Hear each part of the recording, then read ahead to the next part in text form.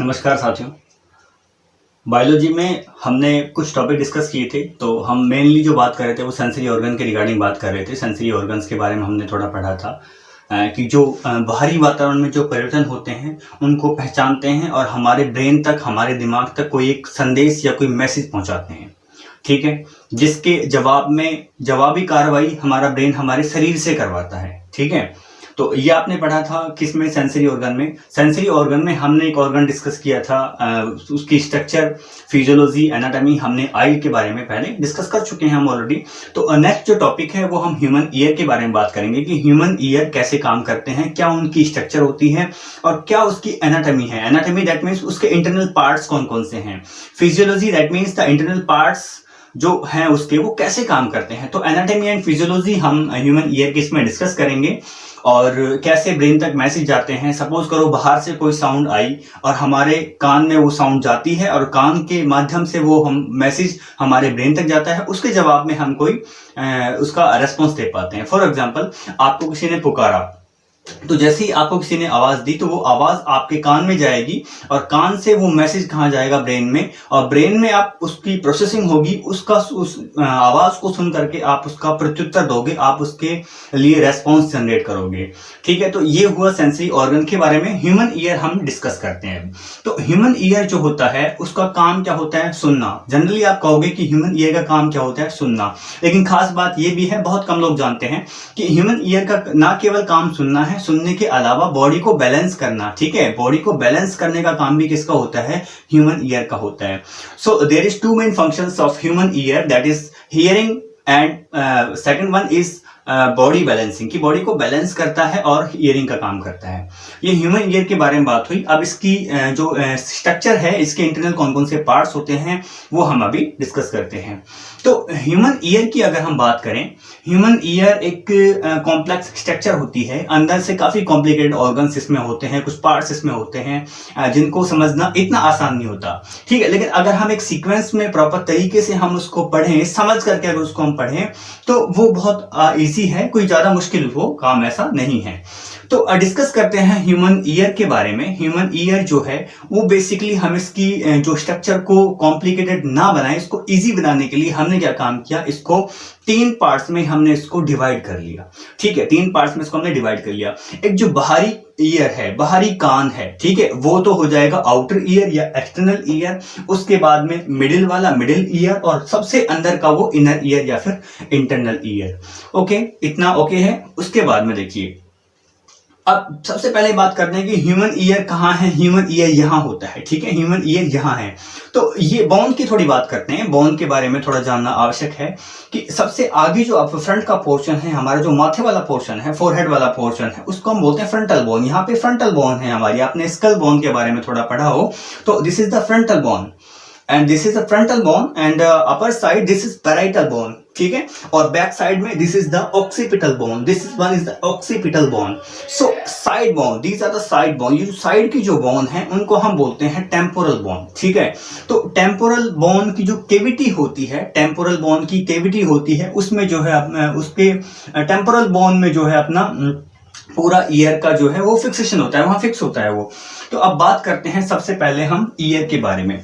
तो आपने पढ़ा ईयर जो है वो ईयर क्या है, ईयर के कितने पार्ट्स हैं? हमने कहा कि ईयर के टोटल 3 पार्ट्स हैं। ईयर जो है टोटल 3 पार्ट्स में डिवाइडेड है। हमने 3 पार्ट इसके डिस्कस किए हैं। ईयर के हमने 3 पार्ट डिस्कस किए, एक एक्सटर्नल ईयर, एक इंटरनल मिडिल ईयर और लास्ट वन इज इंटरनल और inner ear. Outer ear, middle ear, inner ear. ठीक है, इतनी बात क्लियर हुई, आपको समझ आ गया होगा इतना। उसके बाद में देखिए, सबसे पहले हम बात करते हैं कि एक्सटर्नल ईयर के बारे में। एक्सटर्नल ईयर, एक्सटर्नल ईयर के बेसिकली 2 पार्ट होते हैं। एक्सटर्नल ईयर के बेसिकली 2 पार्ट होते हैं। 2 पार्ट कौन कौन से होते हैं? एक होता है पिन्ना। एक क्या होता है? एक्सटर्नल ईयर का जो पार्ट है वो क्या होता है? पिन्ना। और दूसरा इंपॉर्टेंट जो पार्ट होता है वो होता है external auditory canal. External auditory canal. ठीक है, 2 पार्ट होते हैं। तो पिन्ना के बारे में बात करते हैं। ये जो पोर्शन आपको नजर आ रहा है, ये वाला पोर्शन, ठीक है, ये जो पोर्शन आपको नजर आ रहा है इसको बोलते हैं पिन्ना। इसको क्या बोलते हैं? पिन्ना। पिन्ना किससे मिलकर बना होता है? पिन्ना बना होता है कार्टिलेजिनस टिश्यूज से, ठीक है। पिन्ना कार्टिलेजिनस टिश्यूज से मिलकर के बनता है। तो पिन्ना किससे मिलकर बना? Cartilaginous tissue.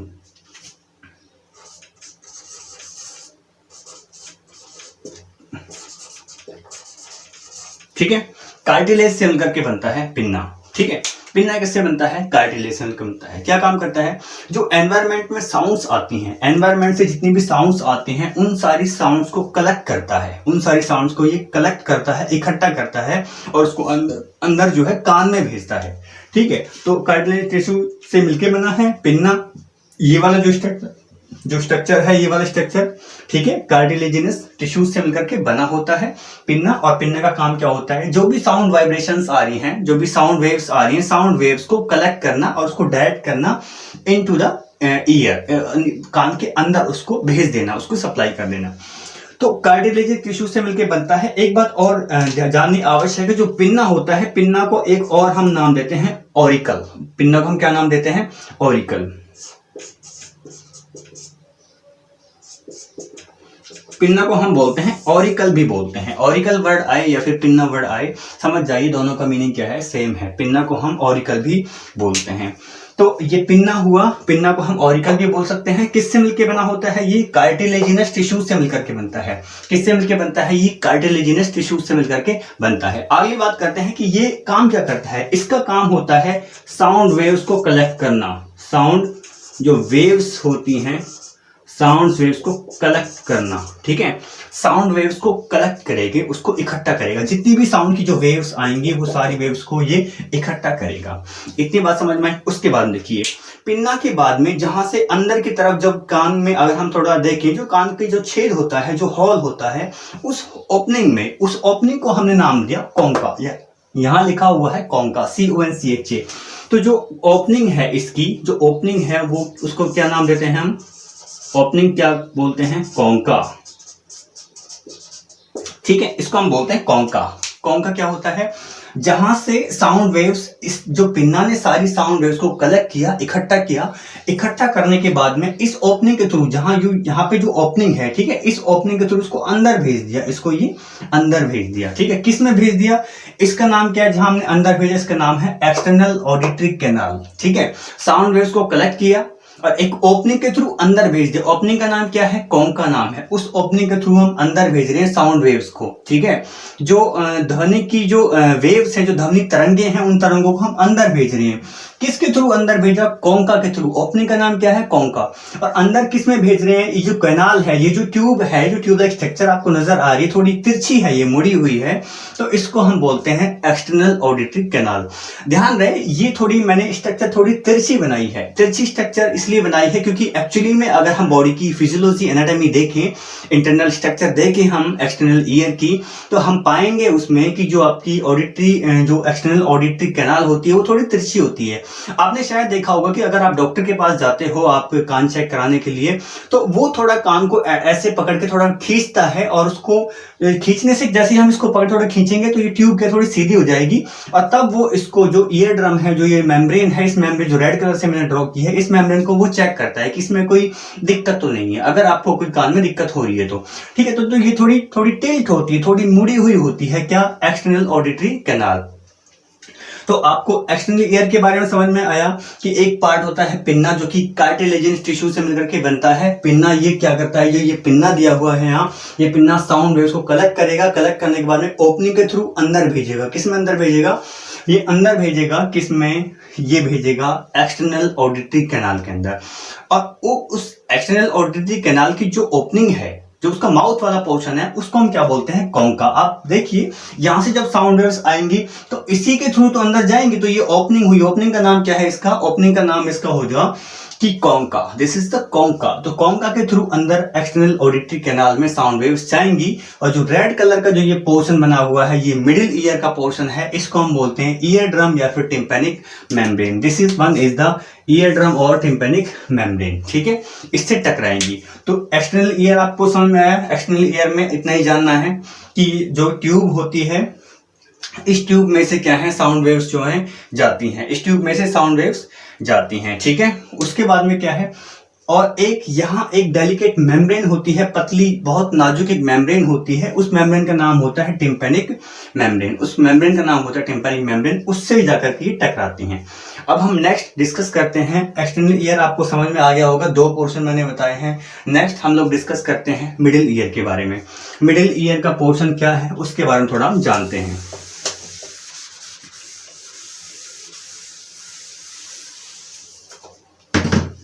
देखिए, मिडिल ईयर की बात करते हैं। मिडिल ईयर को पहले आप थोड़ा समझिए, इसको थोड़ा जूम करके देखिए। मिडिल ईयर को थोड़ा आपको और ढंग से समझ में आएगा चीज।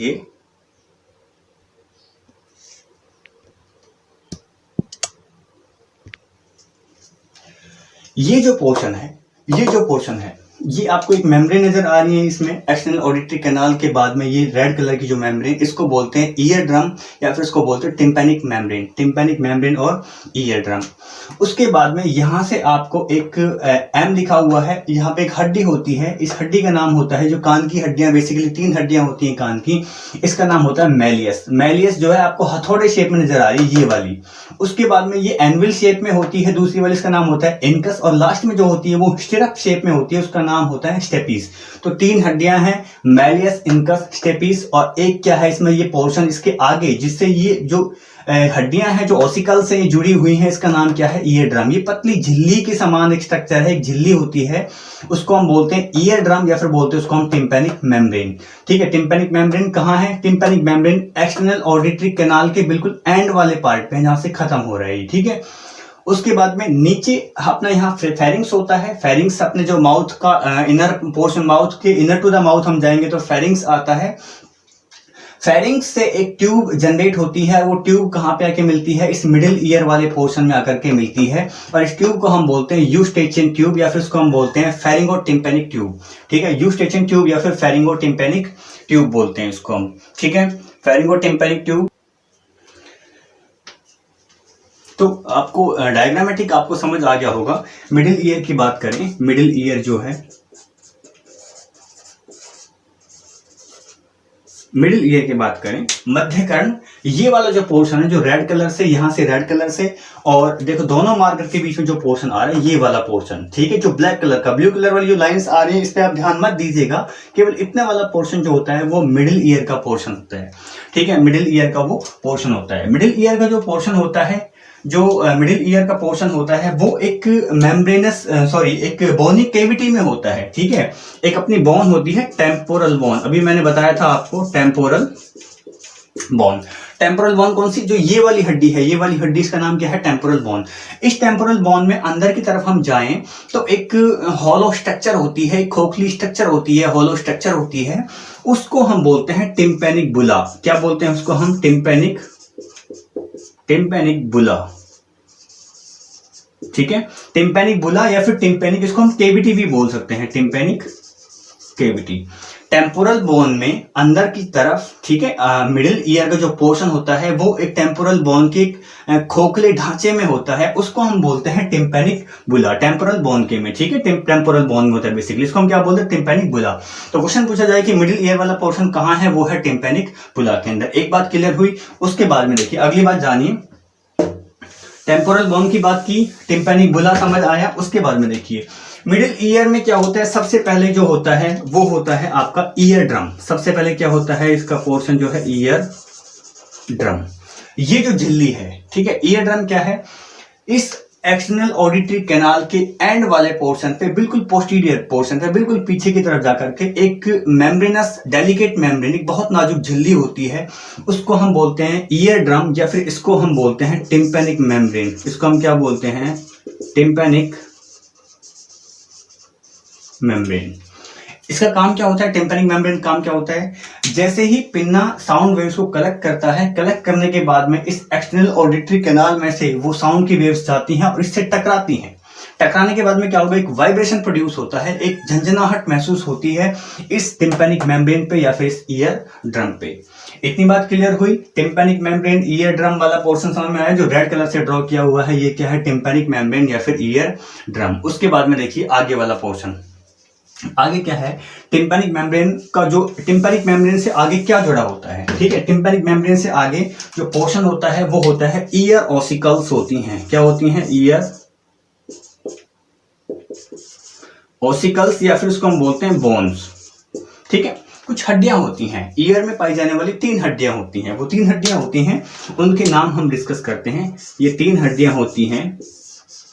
इसका सीक्वेंस कई बार पूछा जाता है, सीक्वेंस भी आप याद रखेंगे। सबसे पहले जो हड्डी होती है उसका नाम होता है मैलियस, उसके बाद में सेकंड वन होती है इनकस, और सबसे लास्ट में होती हैं स्टेपीज, या फिर स्टेप्स भी बोल सकते हो, लेकिन स्टेप्स वो दूसरा मीनिंग निकल के आता है सामने स्टेप्स वाला, तो आप इसको स्टेपीज बोल सकते हो आराम से, ठीक है। तो मिडिल ईयर में क्या पढ़ा हमने, एक तो होती है टिम्पैनिक मेम्ब्रेन या फिर ईयर ड्रम, जो कि एक डेलिकेट मेम्ब्रेन से बनी हुई स्ट्रक्चर होती है जिस पर साउंड वेव्स जाकर के टकराते हैं, उसमें वाइब्रेशन प्रोड्यूस होता है। उसके बाद में सेकंड पोर्शन क्या है, ईयर ओसिकल्स या फिर ईयर बोन, कान के अंदर पाई जाने वाली जो इंपॉर्टेंट हड्डियां होती हैं उनके बारे में। कितनी हड्डियां होती हैं ईयर ओसिकल्स, बेसिकली 3 होती हैं, 3 होती हैं। कौन कौन सी हैं, सबसे पहले होते हैं मैलियस, उसके बाद होती है इनकस, उसके बाद में होती है stapes. Malleus, incus and stapes. Malleus जो है, मैलियस होती है हैमर शेप में। मैलियस कैसी होती है, हैमर शेप्ड, हथौड़े के समान। आप इस वाली बोन को देख पा रहे होंगे, ये हथौड़े के समान एक स्ट्रक्चर है, ठीक है। ये हथौड़े के समान आपको एक स्ट्रक्चर नजर आए। डायग्रामेटिक आप समझ पा रहे होंगे, डायग्राम में आपको नजर आ रहा होगा कि हमने बताया मैलियस, मैलियस मैंने कहा ये M4 मैलियस। मैलियस क्या है, एक हथौड़े के समान स्ट्रक्चर आपको ये नजर आ रही है। उसके बाद में जो सेकंड बोन है, ये मैलियस का एक सिरा किससे जुड़ा हुआ है, ये जुड़ा हुआ है किससे, टिम्पैनिक मेम्ब्रेन से। उसके बाद में कौन सी है, ये इनकस। इनकस होती है एनविल शेप में। एनविल समझते हो, एनविल कुछ ऐसी शेप में होता है, लगभग ऐसी शेप में, जो मोची जो कि जूते चप्पल वगैरह ठीक करते हैं उनके पास में होता है, और यहाँ उनको जूते को लगा करके इस पे वो उसको ठीक करते हैं। तो आपने देखा होगा एक लोहे का बना हुआ एक एनविल होता है, उसको बोलते हैं एनविल, मोची उसको रखते हैं एनविल शेप में। तो मैलियस जो है आपको हथौड़े की नजर आ रही है शेप में, कि जैसा हथौड़ा होता है आपको हथौड़े की शेप में ये मैलियस नजर आ रही है। मैलियस हड्डी कैसी है, हथौड़े की शेप में, हैमर शेप में। उसके बाद में जो इनकस है, इनकस किस शेप में है, इनकस है एनविल शेप में। इनकस क्या है, एनविल शेप में। एनविल को उसको बोलते हैं, आप समझ जाओगे, एनविल का मतलब होता है जो मोची के पास में जो होता है, एनविल शेप में, ठीक है। तो ये हुआ एनविल के शेप में। उसके बाद में जो लास्ट वाली हड्डी है, ये इसको हम बोलते हैं स्टेपीज। स्टेपीज होती है स्टिरअप शेप में, ठीक है। आपको ये स्ट्रक्चर आपको निगाह पड़ गई होंगी, नजर आ गया होगा आपको सारा क्लियरली। तो बात की हमने मैलियस के बारे में, ये वाली मैलियस, ठीक है। उसके बाद हमने बात की इसमें इनकस के बारे में, और उसके बाद में स्टेपीज के बारे में। स्टेपीज की जो शेप होती है, स्टेपीज होता है अपना स्टिरअप शेप में, स्टेपीज होता है स्टिरअप शेप में, स्टिरअप शेप में, ठीक है। तो मैलियस क्या है, हैमर शेप में है, ठीक है। ये ऐसे हैमर के सामान आपको, ऐसे हथौड़े के समान आपको स्ट्रक्चर नजर आ रही होगी हैमर शेप में। एनविल जो होती है वो होती है इस शेप में, जैसे आपने देखा होगा इस शेप में, ठीक है। जो यहाँ पे जो मोची होता है, यहाँ जूते को फिक्स करके इसमें, उसमें वो इसकी सिलाई वगैरह करता है, इसको बोलते हैं एनविल शेप में। ये एनविल शेप में होती है। उसके बाद में स्टिरअप की बात करें, स्टिरअप को थोड़ा समझाते हैं हम। देखो आपने देखा होगा स्टिरअप होता है एक रस्सी में डाल करके घोड़े के दोनों तरफ, घोड़े की पीठ पे रस्सी में डाल करके दो ऐसे लोहे से बने हुए कुछ इस शेप में जो है वो टांके जाते हैं, इस शेप में ऐसे करके, ठीक है। नजर आई ऐसे, उसमें पैर फंसा करके, इसमें पैर फंसा करके जो है, आपने देखा होगा शादियों में, आपने देखा होगा कि शादी के टाइम पे क्या होता है, जब दूल्हा घोड़ी पे चढ़ता है तो दूल्हे जो है जूते को अपने को उसमें फिक्स करके और इसका सहारा देते हुए वो घोड़ी के ऊपर चढ़ता है। तो ये क्या है, स्टिरअप शेप में। ये स्टिरअप का मीनिंग आपको समझ आ गया होगा। तो यहाँ पर आप देख पा रहे होंगे कि वो स्टिरअप शेप में है। तो एक तो है हैमर शेप में मैलियस, इनकस जो है एनविल शेप में, और स्टिरअप जो है किस में है, स्टिरअप शेप में है, ठीक है। तो आप सीक्वेंस याद कर सकते हो आराम से इसको, ऐसे कि आप इसको MIS मिस वर्ड से इसको याद कर सकते हो आप, MIS मिस, ठीक है। मिस मतलब malleus, incus and stapes, middle ear के रिगार्डिंग हम बात कर रहे हैं। तो मैलियस जुड़ी हुई होती है किससे, ईयर ड्रम से, और मैलियस फिर मैलियस आगे किससे जुड़ती है, इनकस से, और इनकस आगे किससे जुड़ती है, स्टेपीज से, और स्टेपीज आगे जाकर के किससे जुड़ती है, वो आगे फर्दर कोक्लिया वाले पोर्शन से जाकर के वो जुड़ती है, ठीक है। उसके बाद में देखिए 3 ओसिकल्स नजर आई। जैसे ही साउंड यहां आती है इस मेम्ब्रेन से टकराएगी, मेम्ब्रेन से टकराने के बाद में वाइब्रेशन प्रोड्यूस होगी, उस वाइब्रेशन से ये वाली हड्डी में वाइब्रेशन होगी, इस वाली हड्डी से अगली वाली इनकस में होगी, इनकस के बाद में क्या होगी, स्टेपीज में। तो आपने देखा कि एक जो साउंड वेव्स आई टिम्पैनिक मेम्ब्रेन से टकराने के बाद में ऐसे उससे जुड़ी हुई हड्डियों से, जो 3 हड्डी मैंने बताई हैं, एक हड्डी, दूसरी, तीसरी, 3 हड्डी बताई, मैलियस, इनकस, स्टेपीज, तीनों से टकराती है। उसके बाद में साउंड वेव्स कोक्लिया वाले पोर्शन में जाती हैं, ठीक है। ये कोक्लियर क्या है, ये इंटरनल जो ईयर होता है उसका एक पार्ट होता है। अब देखिए इतनी बात आपको समझ आ गई होगी, अब थोड़ा और फोकस कीजिए इस चीज पे, जो बचा हुआ पोर्शन है थोड़ा सा मिडिल ईयर के बारे में, उसके बारे में थोड़ा सा जानते हैं। देखिए आपने देखा यहाँ इसमें डायग्रामेटिकली आपने देखा कि जो इंटरनल ईयर है, सॉरी जो मिडिल ईयर है, मिडिल ईयर का मेन पोर्शन एक तो है टिम्पैनिक मेम्ब्रेन, जो कि डेलिकेट मेम्ब्रेन होती है, नाजुक झिल्ली होती है, उस पे साउंड वेव्स टकराती हैं, वाइब्रेशन प्रोड्यूस होती है।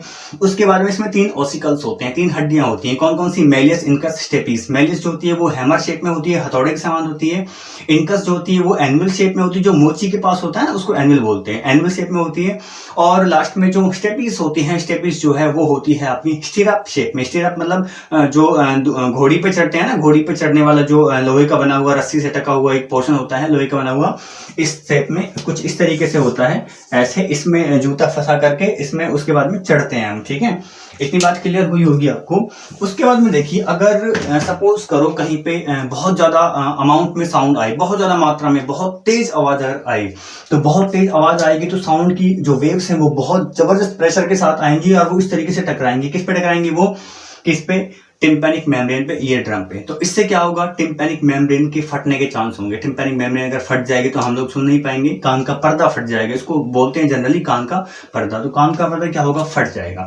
लेकिन ऐसा नहीं होता कि हमने कई बार हम जो जनरली बहुत तेज पटाखों की आवाज सुनते हैं या बहुत तेज किसी मशीनरी की आवाज हम सुनते हैं अचानक से, तो अचानक से जब हम कोई आवाज सुनते हैं तो लेकिन फिर भी जो ये मेम्ब्रेन है, जो ये ईयर ड्रम है, वो फटता नहीं है, रप्चर नहीं होता। उसका कारण क्या है? उसका कारण ये है, सपोज करो बहुत ज्यादा मात्रा में यहां से प्रेशर वाली जो साउंड आई, ठीक है, तो यहां से अगर साउंड आएगी तो क्या होगा? उसके फटने के चांस हैं। अगर जितना प्रेशर यहां से आ रहा है उतना ही प्रेशर यहां से इसमें हम डालें तो क्या होगा? बात बराबर हो जाएगी, बैलेंसिंग हो जाएगी, इसके फटने के चांस नहीं होंगे। तो ये मैकेनिज्म फॉलो करने के लिए हमारे फेरिंग से ट्यूब जनरेट होती है, वो हमारे जो मिडिल ईयर में आकर के मिलती है। इस ट्यूब का नाम होता है यूस्टेचियन ट्यूब। ट्यूब का नाम क्या होता है? Eustachian tube. देखिए इस ट्यूब का नाम होता है यूस्टेचियन ट्यूब, यूस्टेचियन ट्यूब, या फिर इसको हम बोलते हैं फेरिंगो।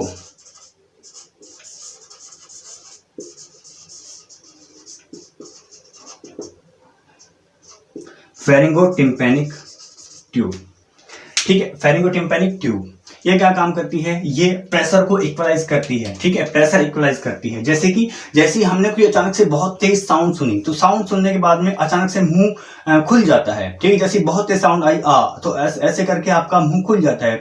तो जितनी मात्रा में साउंड वेव्स आई थी उतनी ही मात्रा में, जितनी मात्रा में यहाँ से प्रेशर आया था साउंड का, उतनी ही मात्रा में मुंह के अंदर से और फेरिंग से होते हुए यूस्टेचियन ट्यूब से वो जो है उस पार्ट में पहुंच जाता है। कौन से पार्ट में? मिडिल ईयर का जो पार्ट है, जो ट्यूब है, उस ट्यूब का नाम क्या है? Eustachian tube. तो आप देख पा रहे होंगे, सपोज करो ये आपका जो है आपका, ये हमने मान लिया आपका टिम्पैनिक मेम्ब्रेन है या फिर ये ईयर ड्रम है, ईयर ड्रम है। तो जितनी मात्रा में यहाँ एक्सटर्नल ऑडिटरी कैनाल से आकर के प्रेशर टकराया, तो उतनी ही मात्रा में यहाँ से, उतनी मात्रा में यहाँ से हवा जाएगी या कुछ चीज जाएगी, प्रेशर एयर जाएगी इस ट्यूब से। इस ट्यूब का नाम क्या है? इस ट्यूब का नाम है यूस्टेचियन ट्यूब। इसका नाम क्या है? ये है एक्सटर्नल ऑडिटरी कैनाल, ठीक है। एक्सटर्नल ऑडिटरी कैनाल से जितनी साउंड गई उतनी ही मात्रा में गई, तो बराबर जाने से क्या होगा? इस पे ज्यादा फर्क नहीं पड़ेगा, ये बात बराबर हो जाएगी, बैलेंसिंग हो जाएगी। उससे क्या है, जो ये टिम्पैनिक मेम्ब्रेन उसके रप्चर होने के चांस जो है खत्म हो जाएंगे। तो 2 पोर्शन हमने पढ़े, इसके बारे में जाना। अब बचा है इंटरनल ईयर, ठीक है। अब पढ़ते हैं हम इंटरनल ईयर के बारे में। इतना सब पढ़ने के बाद में मिडिल ईयर में एक और छोटी सी बात हमें पढ़नी है कि जो मिडिल ईयर की जो एक एक्सटर्नल ऑडिटरी कैनाल होती है, हमने बात की थी कि एक एक्सटर्नल ऑडिटरी जो मीटस थी, इसी को मीटस भी कहा जाता है, MEATUS। और एक्सटर्नल ऑडिटरी कैनाल जो होती है, उस कैनाल के अंदर जो ये होती है, ये वाला पोर्शन, इस कैनाल में यहाँ पर क्या होता है, इस वाले पोर्शन में यहाँ जो मैंने ग्रीन कलर से यहाँ ड्रॉ की है, इसमें क्या होता है, कुछ सिबेशियस ग्लैंड्स पाई जाती हैं। सिबेशियस ग्लैंड्स वो एक वैक्सी सब्सटेंस रिलीज करती हैं, एक मोम जैसा या फिर एक चिपचिपा सा पदार्थ रिलीज करती हैं।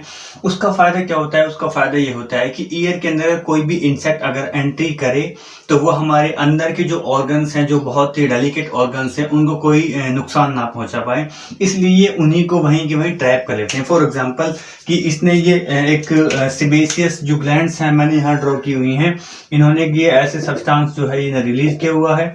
और जैसे ही कोई रेड कलर से मैं ड्रॉ कर रहा हूँ किसी इंसेक्ट को, कोई इंसेक्ट अगर अंदर एंट्री करता है तो ये इंसेक्ट जो है इसमें ट्रैप हो जाता है, इसमें चिपक जाता है, ताकि वो अंदर जाकर के जो टिम्पैनिक मेम्ब्रेन है उसको डिस्ट्रॉय ना कर सके। Is that clear? तो जो पूरा पोर्शन क्लियर होने के बाद में, मिडिल ईयर का जो पूरा पोर्शन है वो क्लियर होने के बाद में अब हम मूव करते हैं इनर ईयर या फिर इंटरनल जो ईयर है, that is the third one portion of the year. हम बात कर रहे थे एनाटॉमी एंड फिजियोलॉजी के रिगार्डिंग कि किस तरीके से मैकेनिज्म है वो किस तरीके से काम करते हैं, क्या उनकी इंटरनल स्ट्रक्चर्स होती हैं। ठीक है, तो हम डिस्कस करना है हमें कि जो ईयर का बिल्कुल इनर मोस्ट पार्ट है उसको डिस्कस करना है। ईयर देखिए सबसे इनर मोस्ट पार्ट आपको यहाँ पे नजर आ रहा होगा, इसमें दो स्ट्रक्चर्स आपको नजर आ रही हैं। एक स्ट्रक्चर आपको ये वाली नजर आ रही होगी, एक स्ट्रक्चर जो है आपको इस तरीके से ये वाली, इसके ऊपर वाली जो पोर्शन है, ठीक है, जो एक ये कोयल स्ट्रक्चर है इसकी बात मैं नहीं कर रहा, इसके ऊपर वाली जो स्ट्रक्चर है ये स्ट्रक्चर, इसको बोलते हैं वेस्टिब्यूल। और उसके बाद में जो नीचे वाली कोयल स्ट्रक्चर है इसको हम बोलते हैं कॉक्लिया। तो दो स्ट्रक्चर्स हुई, एक तो हुई वेस्टिब्यूल, ये जो स्ट्रक्चर है ये वाली ये है वेस्टिब्यूल, और जो नीचे की जो ये वाली स्ट्रक्चर इस तरीके से कोयल फॉर्म में, इसको बोलते हैं cochlea. So has two main structures in the inner ear, first one is vestibule and second one is the cochlea. So these two main organs or these two main parts of the internal ear, उनका काम क्या है? ये दोनों ही बड़े ही महत्वपूर्ण कार्य करते हैं, बड़े ही महत्वपूर्ण ये फंक्शंस जो है वो परफॉर्म करते हैं। जो वेस्टिब्यूल है ऊपर वाला पोर्शन लिखा हुआ है वेस्टिब्यूल, वेस्टिब्यूल का काम क्या होता है? बॉडी का इक्विलिब्रियम मेंटेन करना, बॉडी को बैलेंस करके रखना। हम लोग चलते हैं और तो चलते टाइम हम गिरते नहीं है, क्यों नहीं गिरते हैं? क्योंकि जो कान के अंदर जो ये वेस्टिब्यूल वाला पार्ट है ये हमारी बॉडी का बैलेंस बना रहा है। ठीक है, मैंने स्टार्टिंग में बताया था कि कान का काम ना केवल सुनना है, सुनने के अलावा भी जो बैलेंसिंग का काम है वो बैलेंसिंग वाला काम भी कौन करता है? ईयर का काम होता है बैलेंसिंग का काम भी। ठीक है, उसके बाद में जो नीचे वाला पोर्शन है कॉक्लिया, कॉक्लिया वाला पोर्शन, ये वाला जो कोयल स्ट्रक्चर मैंने ड्रॉ की है कॉक्लिया, कॉक्लिया का काम होता है सुनना। तो सुनने के लिए रेस्पॉन्सिबल कौन सा पार्ट हुआ? कॉक्लिया। और जो बॉडी को बैलेंस कर रहा है, बैलेंसिंग वाला जो पोर्शन है वो आपका है क्या? बैलेंसिंग वाला वेस्टिब्यूल। दो पार्ट हुए किसके? इंटरनल ईयर जो है, इंटरनल ईयर के दो पार्ट हैं, एक तो है वेस्टिब्यूल, एक है कॉक्लिया। वेस्टिब्यूल का काम है बैलेंस करना, बॉडी को बैलेंस करना, और कॉक्लिया का काम है सुनना, सुनने जो भी साउंड उसने सुनी है उसके मैसेज को ट्रांसमिट करना ब्रेन तक। ठीक है, अब हम बात करते हैं वन बाय वन। पहले वेस्टिब्यूल वाले पोर्शन की बात करते हैं। वेस्टिब्यूल वाला पोर्शन ये यहाँ पे आपको डायग्रामेटिक फॉर्म में नजर आ रहा होगा। ठीक है, इसमें जो ये पोर्शन है, ये वाला पोर्शन जो ब्लैक कलर से ड्रॉ किया हुआ है दैट इज वेस्टिब्यूल पोर्शन। जो ब्लैक कलर से ड्रॉ किया हुआ है वो वेस्टिब्यूल पोर्शन है, जो रेड कलर से नीचे की तरफ ड्रॉ किया हुआ है वो क्या है? कॉक्लियर पोर्शन है। तो वेस्टिब्यूल पोर्शन की पहले बात कर लेते हैं। वेस्टिब्यूल का फंक्शन आप जानते हो, वेस्टिब्यूल का काम क्या होता है? वेस्टिब्यूल काम होता है बॉडी को बैलेंस करना। तो वेस्टिब्यूल के अंदर कौन कौन से पार्ट्स होते हैं उनकी हम बात करते हैं। ठीक है, वेस्टिब्यूल के अंदर मेनली तीन पार्ट होते हैं। वेस्टिब्यूल जो वेस्टिब्यूल क्या है? इंटरनल ईयर यानी इनर ईयर का एक पार्ट है। इनर ईयर के टोटल कितने पार्ट हैं? दो पार्ट हैं। एक पार्ट हुआ वेस्टिब्यूल, दूसरा पार्ट हुआ कॉक्लिया। कॉक्लिया को बाद में डिस्कस करेंगे, पहले हम डिस्कस करते हैं वेस्टिब्यूल के बारे में। ठीक है, वेस्टिब्यूल जो है, ये वेस्टिब्यूल ब्लैक कलर से जो मैंने ड्रॉ किया हुआ है, वेस्टिब्यूल क्या है? वेस्टिब्यूल के तीन मेन पार्ट्स होते हैं। यहाँ जगह की थोड़ी कमी है तो आप समझ जाइए। नंबर एक पार्ट ये हो गया semi circular canal, semi circular canal. Number दो पार्ट हो गया यूट्रिकुल, और नंबर तीन जो पोर्शन है उसका नाम है सैक्यूल। ठीक है, तीन पोर्शन हमने बात की। सेमी सर्कुलर कैनाल, ठीक है, किसमें? वेस्टिब्यूल में। हमने कहा इनर ईयर के दो पार्ट हैं, एक पार्ट हुआ कॉक्लिया, दूसरा पार्ट हुआ वेस्टिब्यूल। कॉक्लिया को बाद में डिस्कस करेंगे, पहले डिस्कस करते हैं वेस्टिब्यूल के बारे में। सो वेस्टिब्यूल जो है इनर ईयर के एक पोर्शन जिसका काम होता है बॉडी का बैलेंस बनाना। अब बॉडी का बैलेंस बनाते हैं, लेकिन इसके पार्ट्स कौन कौन से होते हैं, किस तरीके से ये अरेंज होते हैं, उनकी बात करते हैं। जो वेस्टिब्यूल वाला पोर्शन, जो ये पोर्शन नजर आ रहा है आपको, ये वाला जो ब्लैक कलर से ड्रॉ किया हुआ है, ये पोर्शन क्या है? ये वाला पोर्शन जो है वो वेस्टिब्यूल का पोर्शन है। इसके तीन मेन पार्ट्स होते हैं। वेस्टिब्यूल के खुद तीन मेन पार्ट्स हैं, ध्यान रखिएगा। सबसे पहले वाला पार्ट जो क्या है? Semi circular canal. आपको सेमी सर्कुलर यानी कि आधे सर्कल की फॉर्म में, पूरा सर्कल नहीं, आधे सर्कल की फॉर्म में कुछ कैनाल्स हैं, कुछ ट्यूब लाइक स्ट्रक्चर्स ऐसे आपको नजर आ रही हैं। ठीक है, तो ये सेमी सर्कुलर कैनाल हैं। ये क्या है? Semi circular canals. ठीक है, तो एक पोर्शन हुआ वेस्टिब्यूल का semi circular canal. Semi circular canal जिस पोर्शन में आकर के मिल रही नीचे, जो ये पोर्शन है, ये वाला पोर्शन, इस वाले पोर्शन की मैं बात कर रहा हूं, इसको बोलते हैं यूट्रिकल, ठीक है, इसको हम बोलते हैं यूट्रिकुलस या फिर यूट्रिकल, ठीक है, ये यूट्रिकल पोर्शन है। उसके बाद में अब इससे नीचे एक पार्ट पोर्शन है, ये वाला पोर्शन, इसका नाम क्या है, सैक्यूल, ठीक है। 3 पोर्शन हुए, semi circular canal, semi circular canal, utricle and saccule, 3 portion हुए वेस्टिब्यूल के। सेमी सर्कुलर कैनाल जो होती हैं ये एक दूसरे से राइट एंगल पे होते हैं, इस तरीके से राइट एंगल पे होंगी, 3 होती हैं मेनली, और एक दूसरे से राइट एंगल पे होती हैं। आप देख पा रहे हो कि सेमी सर्कुलर कैनाल का जो नीचे वाला पोर्शन है, बेस, ये वाला जो बेस है, इसकी हम बात कर रहे हैं। जो ये बेस वाला पोर्शन है, ये बेस वाला पोर्शन आप देख पा रहे हैं कि ये कुछ फूला हुआ सा है, कुछ स्वेल्ड है, ठीक है। इस बेस वाले पोर्शन को हम बोलते हैं एम्पुला, इसको हम बोलते हैं एम्पुला, ठीक है। बेसिक जो पोर्शन है इसको हम बोलते हैं एम्पुला। सेमी सर्कुलर कैनाल का नीचे वाला बेसिक फॉर्मूला जो है, बेसिक जो पोर्शन है, वो बेसिक पोर्शन थोड़ा फूला हुआ रहता है, थोड़ा स्वेल्ड होता है, उसको हम बोलते हैं एम्पुला।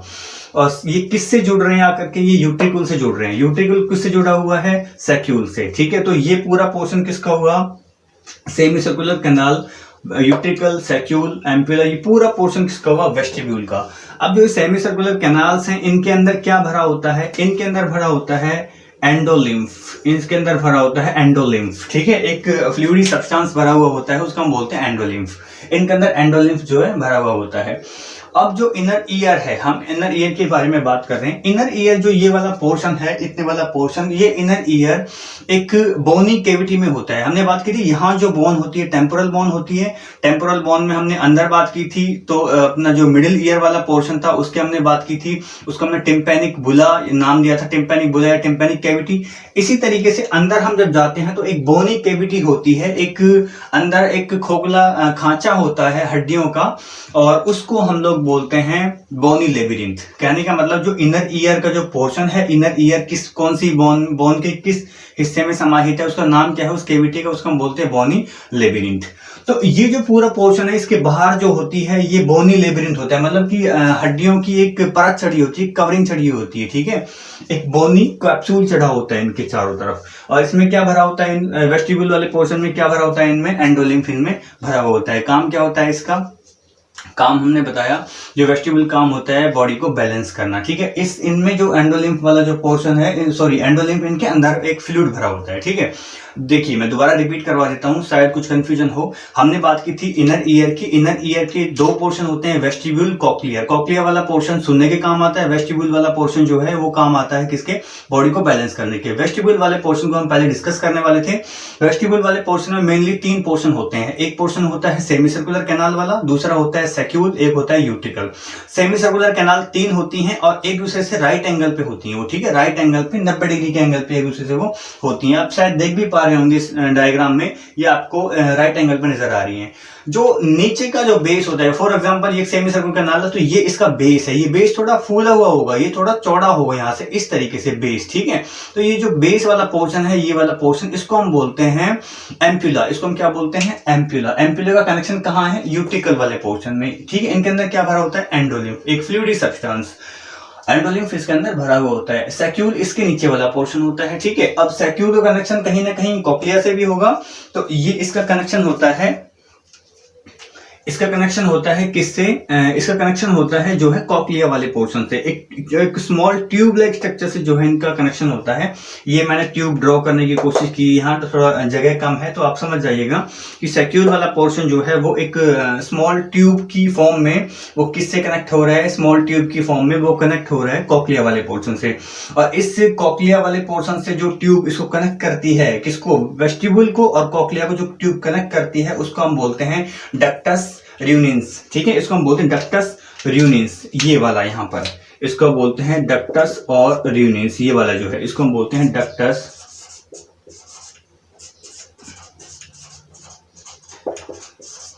ठीक है। इसको हम बोलते हैं डक्टस रियूनिन्स। कौन सी डक्ट, डक्टस रियूनिन्स क्या है, आप कहोगे ductus reuniens is an small tube like structure which connect the vestibule portion and the cochlear portion, ठीक है। तो कौन से वाले वेस्टिब्यूल के कौन से पोर्शन से कनेक्ट होती है, सैक्यूल वाले पोर्शन से। सो आई थिंक आपको इतना पूरा क्लियर हो गया होगा। जो ब्लैक कलर से ड्रॉ मैंने किया हुआ है पोर्शन, वो सारा क्या है, वो सारा आपका है वेस्टिब्यूल के बारे में। अब हम आगे डिस्कस करते हैं कॉक्लिया के बारे में। देखिए कॉकलिया क्या होता है, कॉकलिया एक ऐसा पोर्शन है, कॉकलिया एक लंबी ट्यूब है और वो ट्यूब इस तरीके से और ऐसे करते हुए वो क्या है, उसने अपने आप को कॉइल्ड किया है, बहुत ज्यादा गुथी हुई ट्यूब है। यहाँ आप देख पा रहे हैं, देखो ये कॉइल्ड ट्यूब है, ठीक है। यहाँ पर भी आप देख पा रहे हो ये कॉइल्ड ट्यूब है, ठीक है। ये क्या है, कॉइल्ड ट्यूब है, ठीक है। और इस कॉइल्ड ट्यूब के ऊपर कवरिंग होती है किसकी, बोनी लेबिरिंथ की, ठीक है। बोनी जो एक कवरिंग होती है बोन्स की, वो हमने बताया था कि आपको जो बोनी लेबिरिंथ की कैविटी में होता है, तो एक बोनी कवरिंग होती है इनके ऊपर बोन्स की, ठीक है। इतनी बात क्लियर हुई। उसके बाद में देखिए ये एक हाईली कॉइल्ड ट्यूब है। कहां से शुरुआत होती है इसकी, आप यहां पर देख पा रहे होगे ग्रीन कलर का एक डॉट बनाया हुआ है मैंने, ये 2 ओपनिंग होती हैं, ठीक है। इससे पहले यहां देखिए, यहां आपको इस वाले डायग्राम से सारा समझ में आएगा। यहां एक मैंने बनाया हुआ है, यहाँ पर एक स्ट्रक्चर और यहाँ पर ऊपर वाली जो विंडो है ये ओवल विंडो और नीचे वाला जो एक है ये राउंड विंडो। ये ओवल विंडो ऊपर वाला, ये राउंड विंडो। ओवल विंडो वाले पोर्शन में आप देख पा रहे हो कि ये एस यानी कि स्टेपीज नाम की जो हड्डी थी कान की, स्टेपीज जो ऑसिकल्स थी, जो बोन थी, वो कहां से जुड़ रही थी, वो जुड़ रही थी ओवल विंडो से, ठीक है। वो क्या जुड़ रही थी, ओवल विंडो से। जैसे ही साउंड की वाइब्रेशन यहाँ आती है तो इस मिडिल ईयर में आने के बाद में वो उनको एम्पलीफाई करता है, उनको बढ़ा देता है, ठीक है। साउंड्स को वो बढ़ा देता है और बढ़ाने के बाद जैसे ही वो यहाँ से इस मेम्ब्रेन से टकराएंगे, फिर इस पे मेलियस पे, फिर इनकस पे, फिर स्टेपीज पे, उसके बाद में ओवल विंडो के थ्रू जो है ये इनर ईयर में प्रवेश करती है साउंड की वाइब्रेशन, ठीक है। तो अब ओवल विंडो के थ्रू ये अंदर प्रवेश करती है साउंड की वाइब्रेशन। तो कहने का मतलब ओवल विंडो क्या है, लिंक है किस किस के बीच में। 2 विंडो मैंने बताए हैं, 2 एक ओपनिंग होती है, विंडो यानी कि ओपनिंग होती है, ठीक है। तो 2 विंडो है, ऊपर वाली ओवल विंडो, नीचे वाली round window. Oval window and round window are nothing but just the opening and the link between middle ear and the inner ear, दोनों के बीच में एक लिंक है। So oval window and round window. Oval window से इस side में कौन सी हड्डी जुड़ी हुई है, देख पा रहे हैं आप, स्टेपीज। तो यहां से हम बात करते हैं, देखो यहाँ पे मैंने स्टेपीज को ड्रॉ किया है, ये स्टीरअप शेप में मैंने बताई थी, ग्रीन कलर से मैंने ड्रॉ किया। ये क्या है, ओवल विंडो, और नीचे वाली क्या है, राउंड विंडो, ठीक है। इतनी बात क्लियर हुई। Round window and Oval window के बारे में बात क्लियर हुई आपकी। एक तो है ओवल विंडो और एक क्या है, राउंड विंडो, ठीक है। उसके बाद में ये ट्यूब है और ये ट्यूब जो है इस तरीके से ऐसे ये कोइल्ड फॉर्म में है, ठीक है। और अब इसको थोड़ा डिस्कस करते हैं। सपोज करो हमने इस ट्यूब को काटा यहां से, इसका हमने सेक्शन कट किया। सेक्शन कट करने के बाद में सपोज करो इस तरीके से कोई स्ट्रक्चर है, आपको मैं दिखाने का प्रयास करता हूं थोड़ा, कि इस तरीके से कट करने के बाद में हमारे पास में कुछ ऐसी स्ट्रक्चर आई इस तरीके से, ठीक है। ये कट किया, कट करने के बाद में ऐसी स्ट्रक्चर आई। आपको 3 इसमें चीज नजर आ रही है, एक ग्रीन कलर, एक रेड कलर और एक ब्लैक कलर, ठीक है। ये ट्यूब थी, ये ट्यूब इस तरीके से थी, उसको हम कट करेंगे, किसी ट्यूब को हम कट करेंगे। सब फॉर एग्जांपल ये एक ट्यूब है, इसको अगर हम कट करेंगे तो हमें ऐसे राउंड नजर आएगी, गोल नजर आएगी। तो ये हमें इस प्रकार से नजर आ रही है। आप देख पा रहे हैं 3 मार्कर मैंने उसके अंदर फिट किए हैं, एक ब्लैक है, एक ग्रीन है और एक रेड है, और ये एक राउंड शेप में है, ठीक है। इस तरीके से हमने कट करने के बाद में अंदर क्या होता है वो बात करते हैं। जो कॉकलिया जो होता है, कॉकलिया की जो ट्यूब थी, उस ट्यूब को हमने कट किया। कॉकलिया को कट करने के बाद में अगर हमने देखा उसके अंदर की जो इंटरनल पार्ट्स की स्टडी करने के लिए, हमने ये पाया कि जो कॉकलिया है उसके अंदर भी 3 कैनाल होती हैं, ठीक है। हालांकि कॉकलिया भी एक ट्यूब लाइक स्ट्रक्चर है, कॉकलिया के अंदर भी 3 कैनाल्स होती हैं, 3 कैनाल होती हैं। क्लियर है बात। ये हमने इसको कट किया, ऐसे यहां से कट कर दिया, आप देख पा रहे हैं। कट करने के बाद में ये आपको कैनाल वाला पोर्शन यहां नजर आ रहा होगा, ठीक है। जैसे ही कट किया तो ऐसे गोल नजर आई, हमने बात की थी इस तरीके से। तो इसके अंदर ये पूरी गोल सी स्ट्रक्चर, इसके अंदर भी 3 कैनाल होती हैं, इसके अंदर भी 3 स्पेस होते हैं। हमने बात की थी बाहर बोनी कवरिंग होती है, हमने ये लिख दिया बोनी कैप्सूल, कि भाई बाहर की जो कवरिंग है ये पूरी बोनी कवरिंग है। इस बोनी कवरिंग के अंदर क्या है, 3 कैनाल्स हैं, 3 कैनाल्स हैं। 3 कैनाल्स कौन कौन सी हैं, एक सबसे ऊपर वाली, इसको हम बोलते हैं स्केला वेस्टिबुलाई, इसको हम बोलते हैं स्केला वेस्टिबुलाई। मैंने शॉर्टकट लिखा हुआ है, आपने बोर्ड पे आप देख लेंगे बाद में इनकी फुल फॉर्म, स्केला वेस्टिबुलाई, या फिर इसको हम बोलते हैं वेस्टिबुलर कैनाल या फिर स्केला वेस्टिबुलाई। बीच में आपको नजर आई कॉम्प्लिकेटेड सी स्ट्रक्चर, इसको हम बोलते हैं स्केला मीडिया। मीडिया यानी कि मिडिल में है ना, तो जो बीच वाली कैनाल है, बीच वाली जो ट्यूब है अंदर की, उसको हम बोलते हैं स्केला मीडिया। स्केला मीडिया के नीचे सबसे नीचे वाली कौन सी, स्केला टिम्पेनिक, ठीक है, इसको हम बोलते हैं स्केला टिम्पेनिक। तो 3 आपको इसमें कैनाल्स नजर आई, एक बड़ी कैनाल के अंदर 3 कैनाल, जैसे ये एक बड़ी कैनाल है पूरी, इस तरीके से समझो, ये एक बड़ी कैनाल है, ये मेरा हाथ जो है ये कैनाल है, इसके अंदर 3 कैनाल हैं, एक ऊपर वाली, ठीक है, एक नीचे वाली और एक बिल्कुल नीचे वाली, इस तरीके से। तो सबसे ऊपर वाली का नाम हमने बोला स्केला वेस्टिबुलाई, या फिर इसको हमने नाम दिया स्केला वेस्टिबुलाई, या फिर उसको हमने नाम दिया वेस्टिबुलर कैनाल। उसके बाद में नीचे वाली को हमने क्या नाम दिया, रेड वाली को हमने स्केला मीडिया, मिडिल में है ना इसलिए मीडिया, नीचे वाली को स्केला टिम्पेनी, 3 नाम दिए, scala vestibuli, scala media, scala tympani. बाहर की कवरिंग क्या है, बोनी कवरिंग है, हड्डी की कवरिंग है, ठीक है। अब इनमें कुछ खास फ्लूइड भरे होते हैं, ठीक है, जो बाहर की हैं, ये भी बाहर की है, ये भी बाहर की है, वो बीच वाली बिल्कुल मिडिल में, मिडिल की बात नहीं कर रहे, बाहर वाले की। स्केला वेस्टिबुलाई में और स्केला टिम्पेनी के अंदर जो फ्लूइड भरा होता है दोनों के अंदर, इसके अंदर भी इसके अंदर भी, कौन सा फ्लूइड भरा होता है, उसका नाम होता है perilymph, that is the called perilymph, perilymph उसके अंदर भरा हुआ होता है। अब स्केला मीडिया की बात करें, स्केला मीडिया में जो फ्लूइड भरा होता है अंदर, उस फ्लूइड का नाम होता है एंडोलिम्फ, उसका नाम क्या होता है, एंडोलिम्फ। अब देखिए, ये स्केला वेस्टिबुलाई और ये यहाँ पे स्केला मीडिया, इन दोनों को अलग करने के लिए, एक मेम्ब्रेन नजर आ रही है आपको, ये मेम्ब्रेन आपको नजर आई। इस मेम्ब्रेन, इस झिल्ली का नाम क्या है, इसको हम बोलते हैं रीजनस मेम्ब्रेन। रीजनस मेम्ब्रेन आपसे कोई पूछे कि व्हाट इज रीजनस मेम्ब्रेन, आप कहोगे reasons membrane is the membrane which separate the Scala vestibuli and Scala media. भाई दोनों को अलग कर रही है वो, ठीक है, इस तरीके से। सपोज करो अगर मेरे दोनों हाथ एक केविटी की तरह हैं, तो बीच में जो ये मार्कर है, ठीक है, ऊपर वाला मेरा स्केला वेस्टिबुलाई और नीचे वाला क्या है, स्केला मीडिया, और बीच वाली जो ये लेयर है, जो मार्कर है, ठीक है, मार्कर किसका काम कर रहा है, रीजनस मेम्ब्रेन का काम कर रहा है। तो ये क्या है, रीजनस मेम्ब्रेन। उसके बाद में रीजनस मेम्ब्रेन के नीचे वाला जो पोर्शन है, ये क्या है, स्केला मीडिया। स्केला मीडिया में क्या भरा होता है, एंडोलिम्फ भरा होता है। अब देखिए, स्केला मीडिया को हम नीचे देखें, नीचे वाली जो एक मेम्ब्रेन आपको नजर आ रही होगी, इस मेम्ब्रेन का नाम है बेसिलर मेम्ब्रेन। ये क्या है, बेस बना रही है इसका ऐसे, ठीक है, ये क्या है, बेसिलर मेम्ब्रेन, ठीक है। बेसिलर मेम्ब्रेन पे भी आपको कुछ खास स्ट्रक्चर्स नजर आ रही होगी, इसको थोड़ा और डीप पढ़ते हैं, ठीक है, क्योंकि ये एक मेन पार्ट है। ये जो पूरा पोर्शन है, ये वाला पोर्शन, स्केला मीडिया वाला पोर्शन, जो ये पोर्शन आपको 2-3 लेयर नजर आ रही है, ये वाली, ये रेड कलर की लेयर, उसके बाद में ये छोटे छोटे मैंने गोल गोल स्ट्रक्चर बनाए हुए हैं, नीचे की बेसिलर मेम्ब्रेन। इस पूरे देखो आप, इसमें क्या है, ये एक मेम्ब्रेन है पूरी, इसको बोलते टेक्टोरियल मेम्ब्रेन। इस वाले पोर्शन को उठा करके मैंने जूम करके यहाँ बनाया, तो इसको आप यहाँ समझिए। देखो सबसे ऊपर कौन सी मेम्ब्रेन है, वेस्टिबुलर मेम्ब्रेन। तो ये ऊपर की मेम्ब्रेन होगी वेस्टिबुलर मेम्ब्रेन या फिर रीजनस मेम्ब्रेन, इसको हम बोलते हैं रीजनस मेम्ब्रेन भी बोल सकते हैं उसको हम, ठीक है, रीजनस मेम्ब्रेन। यही वाली मेम्ब्रेन तो है रीजनस मेम्ब्रेन। तो ऊपर वाली रीजनस मेम्ब्रेन ये वाली होगी, ये।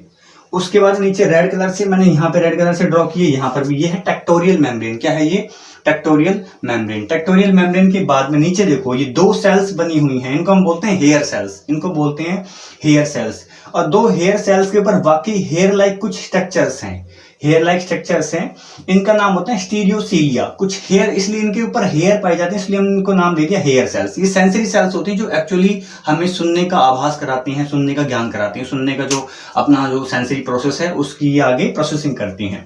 तो हेयर सेल्स, ये देखो यहाँ पे आपको हेयर सेल्स मैंने ड्रॉ की हुई है, इसको जूम करके बनाया, बस वही समझने का प्रयास करो। हेयर सेल्स के ऊपर स्टीरियोसीलिया है, और हेयर सेल्स का बेस क्या है, बेसिलर मेम्ब्रेन बताया था। सबसे ऊपर ये टेक्टोरियल मेम्ब्रेन, उसके नीचे ये स्टीरियोसीलिया, यानी कि हेयर सेल के जो हेयर हैं, हेयर सेल के जो बाल हैं, बाल के समान जो स्ट्रक्चर्स है ना, उनका नाम क्या है, स्टीरियोसीलिया। नीचे कौन सी है, बेसिलर मेम्ब्रेन।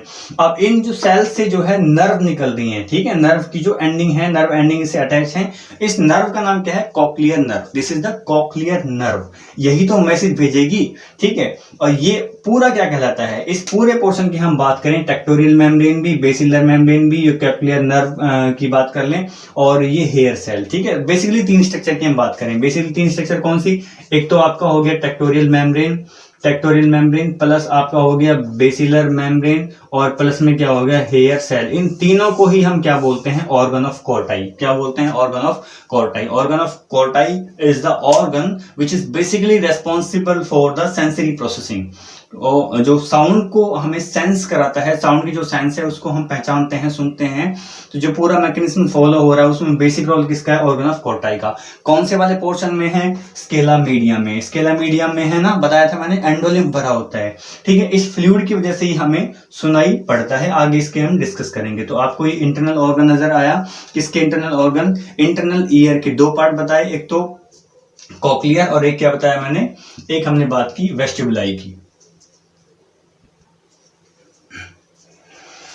तो आपको इतना पोर्शन नजर आया होगा इसमें कि कॉक्लिया वाला जो पोर्शन था उसमें एक ट्यूब लाइक स्ट्रक्चर थी, एक हाईली कॉइल्ड ट्यूब थी। इस ट्यूब को हमने सेक्शन कट करके देखा, हमने पाया कि इस ट्यूब के अंदर भी क्या था, इस ट्यूब के अंदर भी 3 ट्यूब थी अलग अलग, 3 स्पेस थे।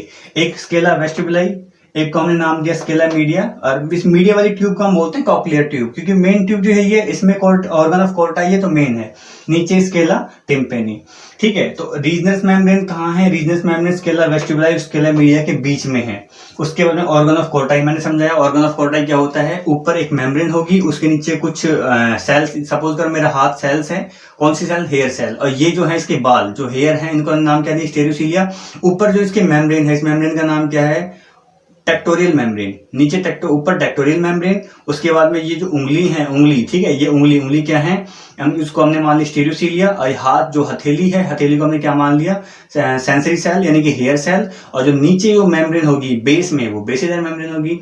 तो 3-4 चीजें हुई, organ of Corti, hair cells और basilar membrane. Sorry, organ of Corti किस किस से मिलकर बना है? ऊपर वाली टेक्टोरियल मेम्ब्रेन, नीचे वाली बेसिलर मेम्ब्रेन, और बीच में क्या हो गया? बीच में होगी हेयर सेल। सैंडविच खाया ना, सैंडविच में 2 ब्रेड के बीच में जो है वो स्पाइसी आइटम होता है जो भी है। तो इस तरीके से आपने दो मेम्ब्रेन के बीच में जो पोर्शन आ रहा है, मेम्ब्रेन के बीच में पोर्शन, सपोज करो ये हेयर सेल्स हैं, ये हेयर सेल्स हैं। ऊपर वाली मेम्ब्रेन टेक्टोरियल मेम्ब्रेन, नीचे वाली जो मेम्ब्रेन है वो बेसिलर मेम्ब्रेन, बीच में क्या है? Hair cells. तो ये मिलकर क्या बना रही? Organ of Corti. इसी कोर्टाई, ऑर्गन ऑफ कोर्टाई से ही जो है नर्व इमर्ज होती है और वो साउंड का मैसेज लेकर के जाती है कहाँ? ब्रेन में। हमने बताया ये कॉक्लियर नर्व है। ठीक है, यहाँ देखो ड्रॉ किया हुआ है, उसमें कॉक्लियर जो है, इससे कॉक्लियर नर्व निकलती है। ठीक है, इसमें एक तो नर्व जो है ये कॉक्लियर से निकल रही है, कॉक्लियर नर्व है, और जो ऊपर कहां से निकल रही है? वेस्टिब्यूल से, ये वेस्टिबुलर नर्व है। ठीक है, तो ये था इसकी एनाटॉमी, इसके बारे में हमने जाना, इसके बारे में हमने पढ़ा कि क्या क्या इसका पोर्शन होता है पूरा। इतनी बात समझ आई। एक लास्ट बात देखो, हमने कहा कि सबसे ऊपर हमने कहा कि हमने कहा कि भाई एक ट्यूब लाइक स्ट्रक्चर के अंदर और 3 ट्यूब होती हैं। एक ट्यूब को हमने मान लिया स्केला वेस्टिबुलाई, एक ट्यूब को हमने नीचे वाली ट्यूब नाम दे दिया हमने स्केला टिम्पेनी, और उसके बाद में बीच वाली ट्यूब को हमने क्या बोला? Scala media. क्या बोल दिया? Scala media. जब ये ट्यूब आगे जाती हैं तो आगे जाकर के अलग अलग नहीं रहती, एक जगह पे जाकर के ये आपस में मिल जाती हैं। ये क्या होता है? ट्यूब जो है मिल जाती हैं। आप देख पा रहे हो ये ट्यूब क्या है? मिल गई हैं। तो इसी तरीके से जब ये इस तरीके से ये घूमती आई होंगी तो लास्ट में इस वाले पोर्शन पे आप देखिए ये ट्यूब आपस में मिल गई हैं, और इस मिलने वाले पोर्शन को हम बोलते हैं हेलिकोट्रोमा। इसको बोलते हैं हेलिकोट्रोमा, हेलिकोट्रेमा। ठीक है, इसको हम क्या बोलते हैं? हेलिकोट्रेमा बोलते हैं। तो ये पूरा पोर्शन था एनाटॉमी ऑफ ईयर। हमने 3 पोर्शन डिस्कस किए, outer ear, middle ear, inner ear. ठीक है, इसके बाद में जो नेक्स्ट हम पढ़ने वाले हैं वो अब हम पढ़ेंगे इसकी फंक्शनिंग की, हम कैसे सुन पाते हैं और कैसे हमारी बॉडी जो है बैलेंस करती है। Is that clear?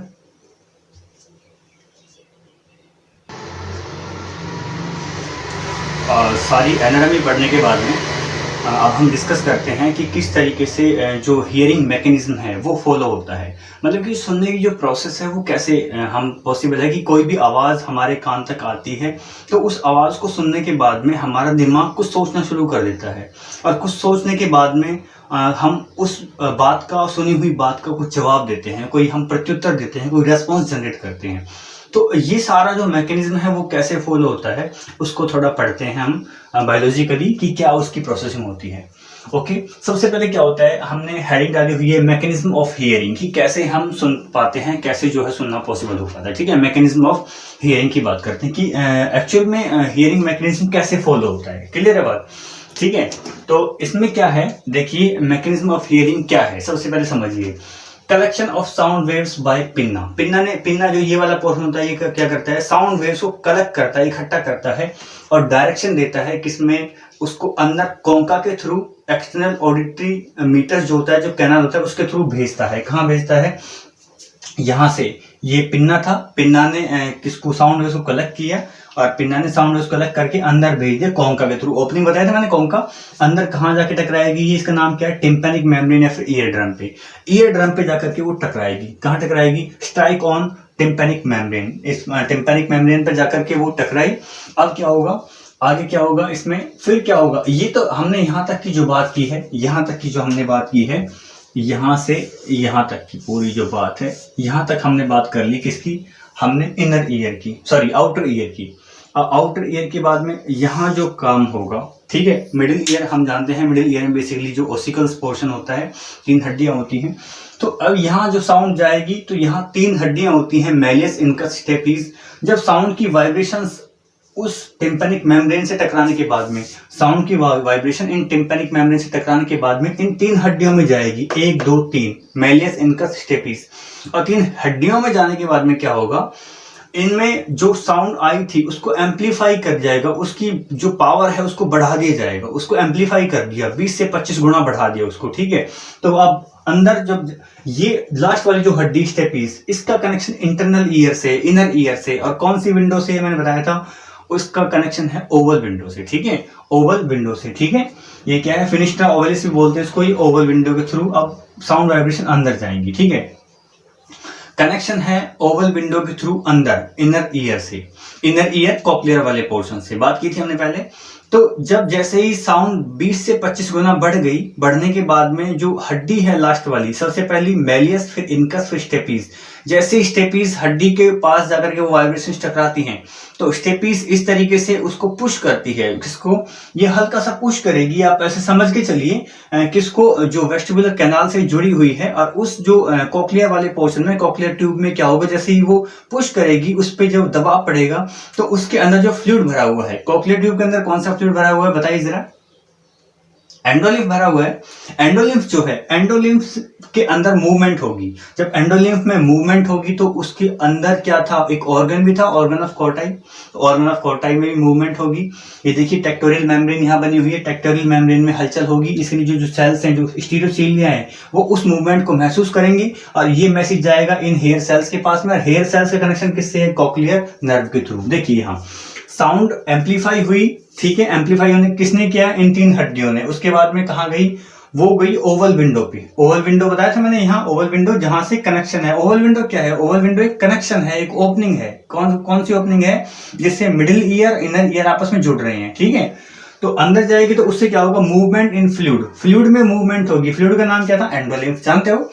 अब एंडोलिम्फ में जब मूवमेंट होगी तो उससे क्या होगा, कॉक्लियर ट्यूब में, ठीक, कॉक्लियर ट्यूब को हमने बोला था स्केला मीडिया, ध्यान करो, स्केला मीडिया, उससे क्या होगा, ऑर्गन ऑफ कोर्टाई में हलचल होगी, और वो रेस्पॉन्स जो आएगा ऑर्गन ऑफ कोर्टाई की सेल्स का, जो इंपल्स जनरेट होंगे, और वो कहाँ जाएंगे, कॉक्लियर नर्व के थ्रू ब्रेन में चले जाएंगे। लास्ट में कहाँ चले जाएंगे, वो ब्रेन में चले जाएंगे वो नर्व, ठीक है।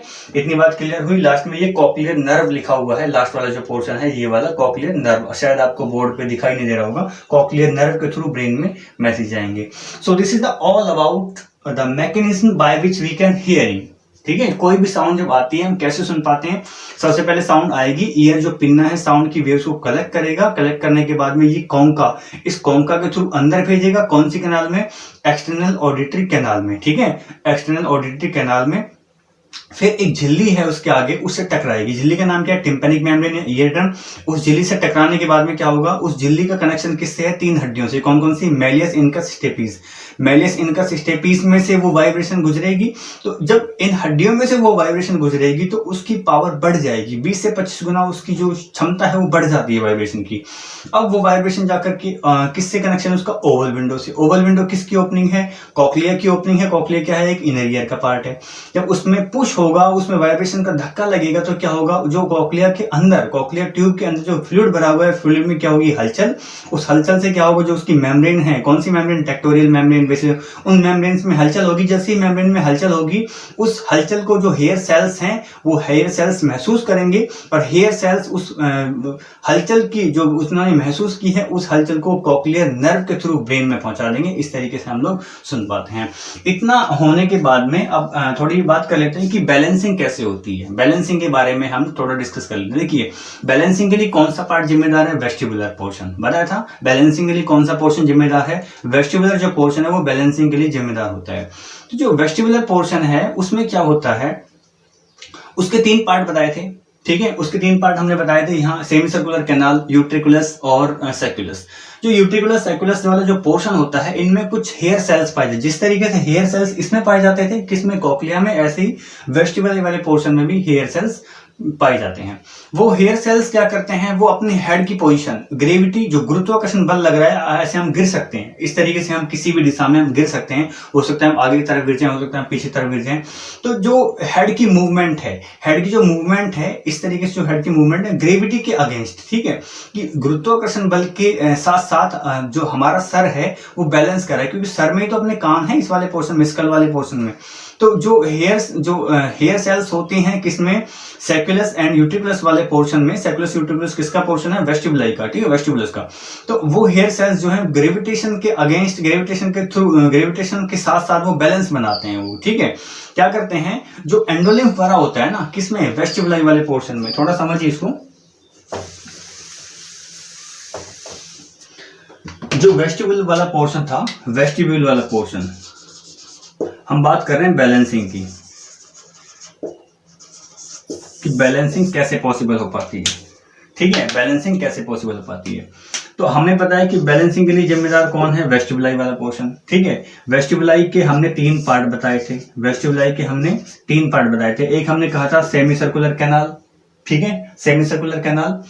दूसरा हमने कहा था सेक्युलस, एक हमने कहा था यूट्रिकुलस। तो जो सेक्युलस, यूट्रिकुलस और जो सेमी सर्कुलर कैनाल्स होती हैं, इन सभी के अंदर क्या होती हैं, hair, sensory hair cells, sensory hair cells. इनमें सेंसरी हेयर सेल्स पाए जाते हैं। वो सेंसरी हेयर सेल्स हेड को, अपने सर को ग्रेविटेशन के साथ कनेक्ट करके, ठीक है, जो गुरुत्वाकर्षण जो बल होता है उसके साथ एक बैलेंसिंग बनाते हैं, ठीक है। और जो एंडोलिम्फ भरा होता है इनमें, इन तीनों में एंडोलिम्फ भरा होता है, बताई थे मैंने। इनके अंदर क्या होता है, एंडोलिम्फ। एंडोलिम्फ में कैल्शियम कार्बोनेट के ग्रेन्यूल्स होते हैं। क्या होते हैं, ग्रेन्यूल्स। ये सेंसरी ग्रेन्यूल्स होते हैं, ठीक है। ये सेंसरी ग्रेन्यूल्स क्या काम करते हैं, वही सेम काम, ठीक है। ये सेंसरी ग्रेन्यूल्स क्या काम करते हैं, जो मैसेज है, बैलेंस करने का मैसेज जो है वेस्टिबुलर नर्व के थ्रू, इस वाली नर्व के थ्रू ब्रेन तक पहुंचाते हैं। इस वजह से हम जो है अपनी पोजीशन जो है वो मेंटेन कर पाते हैं। बात समझ में आई, हम पोजीशन कैसे मेंटेन कर पाते हैं, किस तरीके से हम अपने आप को बैलेंसिंग रख पाते हैं कि हम गिरते नहीं हैं, क्या कारण है। जो वेस्टिबुलाई का जो पोर्शन हमने बताया, वेस्टिबुलाई में 3 पोर्शन होते हैं, सेमी सर्कुलर कैनाल, सेक्युलस, यूट्रिकुलस। जो सेक्युलाई यूट्रिकुलाई वाला पोर्शन होता है, सेमी सर्कुलर कैनाल होता है, इनके अंदर क्या भरा होता है, एंडोलिम्फ फ्लूइड।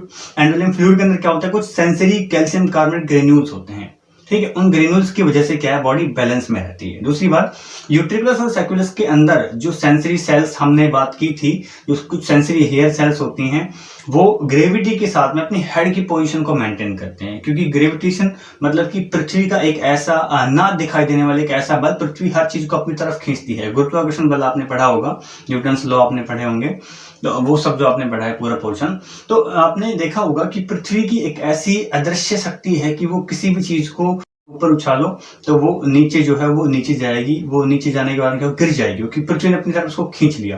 तो इसी तरीके से जो पृथ्वी की खींचने की जो क्षमता है, जो शक्ति है, ठीक है, तो हो सकता है वो हमारे सर को क्यों नहीं खींच रही हो, तो हमारी बॉडी का बैलेंस बन रहा है, बॉडी का बैलेंस बन रहा है। बैलेंस कौन बना रहा है, जो ईयर का जो पोर्शन है, ईयर का कौन सा, इनर ईयर वाला पोर्शन जो है वो बैलेंस को बना रहा है। कैसे बनाता है, हमने बताया वेस्टिबुलाई वाला पोर्शन होता है। वेस्टिबुलाई के पोर्शन में जो हमने बात की थी कि इसमें यूट्रिकुलस, सेक्युलस और सेमी सर्कुलर कैनाल्स होती हैं, उनके अंदर एंडोलिम्फ फ्लूइड भरा होता है।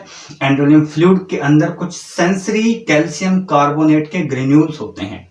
बात समझ में आई, कुछ सेंसरी कैल्शियम कार्बोनेट ग्रेन्यूल्स होते हैं और वो हमारी बॉडी की बैलेंसिंग करते हैं। तो क्वेश्चन ये भी हो सकता है, आपसे पूछा जा सकता है कि उसमें बैलेंसिंग के लिए कौन जिम्मेदार है, बैलेंसिंग के लिए कौन सा पोर्शन जिम्मेदार है, तो आप कहोगे कि इनर ईयर वाला पोर्शन, ठीक। कई बार हो सकता है वो एक मोटा तौर पे आपसे क्वेश्चन पूछे तो ये पूछ सकता है कि बैलेंसिंग के लिए कौन सा पार्ट जिम्मेदार है, तो आप कहोगे कि बैलेंसिंग के लिए मेनली जो जिम्मेदार है वो वेस्टिबुलाई पोर्शन है। वेस्टिबुलाई पोर्शन किसका है, वो पोर्शन है इनर ईयर का। तो इस तरीके से हमने mechanism of hearing and mechanism of balancing हमने पढ़ा, ठीक है। वेस्टिबुलाई नर्व से जाती है, बात ध्यान रखेंगे, ये मैंने वेस्टिबुल वाले पोर्शन जो नर्व निकाली है, उस नर्व से ब्रेन तक मैसेज जाएगा, क्योंकि ब्रेन से ही पूरा कनेक्शन जुड़ा हुआ है। तो आई थिंक इतना आपको समझ में आया होगा। हमने ईयर को 3 पार्ट में डिवाइड किया था। एक पार्ट सबसे बाहर का आउटर ईयर, उसके बाद में मिडिल ईयर, उसके बाद में इनर ईयर। आउटर ईयर में हमने मेनली 2 चीज़ों की बात की। एक हमने बात की थी पिन्ना की, जो कि साउंड वेव्स को कलेक्ट कर रहा था। उसके बाद में कैनाल की बात की, उसका हम नाम देता है एक्सटर्नल ऑडिटरी कैनाल, जिसके थ्रू साउंड वेव्स जाती हैं। और एक हमने ईयर ड्रम की बात की थी कि ईयर ड्रम होता है, एक मेम्ब्रेनस स्ट्रक्चर होती है, ठीक है, ईयर ड्रम, ठीक है। और उसके बाद मिडिल ईयर की हमने बात की थी। मिडिल ईयर जो है टिम्पैनिक बुला नाम की एक टेम्पोरल की केविटी में होता है पूरा। उसमें 3 हड्डियां होती हैं, मेलियस, इनका स्टेपिस। इनका बेसिकली काम क्या होता है, जो साउंड वेव्स आ रही थी, जो टकराने के बाद जो वाइब्रेशन प्रोड्यूस हुआ था, उस वाइब्रेशन को बढ़ा देना, उस वाइब्रेशन को एम्पलीफाई कर देना, उसको बढ़ा देंगे, उस वाइब्रेशन को एम्पलीफाई कर देंगे, बढ़ा देंगे।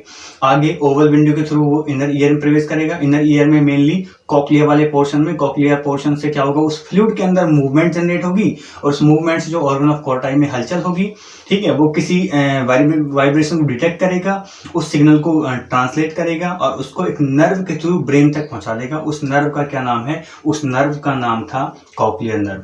तो जो सुनने से संबंधित जो मैसेज जाएगा ब्रेन तक, वो तो कॉक्लियर नर्व लेकर के जाएगी। और जो बॉडी को बैलेंसिंग करने वाला जो मैसेज जाएगा ब्रेन तक, उसको लेकर के जाएगी वेस्टिबुलर नर्व, ठीक है। और इसको कॉक्लिया वेस्टिबुलाई नर्व भी बोल देते हैं, ठीक है। तो हमने जो स्केला मीडिया की बात की थी वेस्टिबुलाई के पोर्शन में, सॉरी, जो कॉक्लिया वाले पोर्शन में, उसी को हम कॉक्लियर ट्यूब बोलते हैं, स्केला मीडिया वाले पोर्शन को। सो आई थिंक आपको इतना समझ में आ गया होगा पूरा पोर्शन। ये था ईयर के